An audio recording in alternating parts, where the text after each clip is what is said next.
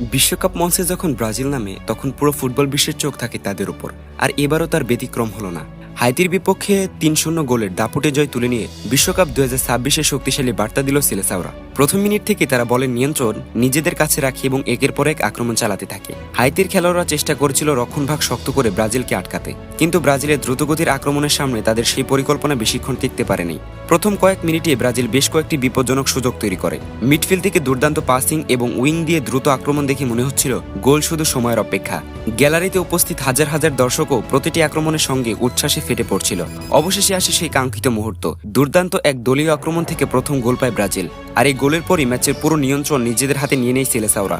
প্রথম গোল হজম করার পর হাইতি কিছুটা আক্রমণাত্মক হওয়ার চেষ্টা করে, কিন্তু ব্রাজিলের মিডফিল্ড এতটাই শক্তিশালী ছিল যে তারা খুব সহজেই প্রতিপক্ষের আক্রমণ ভেঙে দেয়। বল হারানোর পর তারা দ্রুত বল রিকভারি করে আনছিল। আজ দ্বিতীয়ার্ধে আরো ভয়ঙ্কর রূপে দেখা যায় ব্রাজিলকে। খেলোয়াড়দের আত্মবিশ্বাস, গতি এবং সমন্বয় ছিল চোখে পড়ার মতো। এরপর আসে দ্বিতীয় গোল। চমৎকার ফিনিশিং এর মাধ্যমে ব্যবধান দ্বিগুণ করে ব্রাজিল। এই গোলের পর হাইতির খেলোয়াড়দের মধ্যে হতাশা স্পষ্ট দেখা যায়, কারণ তারা বুঝতে পারছিল ম্যাচে ফেরাটা তাদের জন্য ক্রমশ কঠিন হয়ে যাচ্ছে। প্রথমার্ধে আরও একটি গোল করে স্কোরলাইন ৩-০ করে ফেলে। এই গোলের মাধ্যমে ব্রাজিল শুধু জয় নিশ্চিত করেনি, সবার জন্য দিয়ে গেছে সতর্কবার্তা। এই ম্যাচে ব্রাজিলের সবচেয়ে বড় শক্তি ছিল তাদের দলীয় খেলা। কোনো একজন খেলোয়াড়ের উপর নির্ভরশীল না হয়ে পুরো দল একসঙ্গে পারফর্ম করেছে।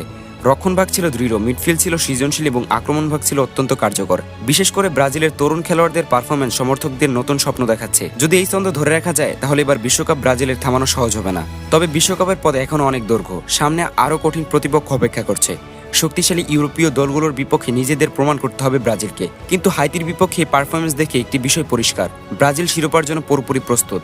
এখন প্রশ্ন হলো, এই ব্রাজিল কি ২০০২ সালের পর আবারও বিশ্বকাপ ট্রফি ঘরে তুলতে পারবে? তাদের বর্তমান ফর্ম, দলীয় সমন্বয় এবং আত্মবিশ্বাস দেখে অনেক সমর্থকই নতুন করে স্বপ্ন দেখতে শুরু করেছে।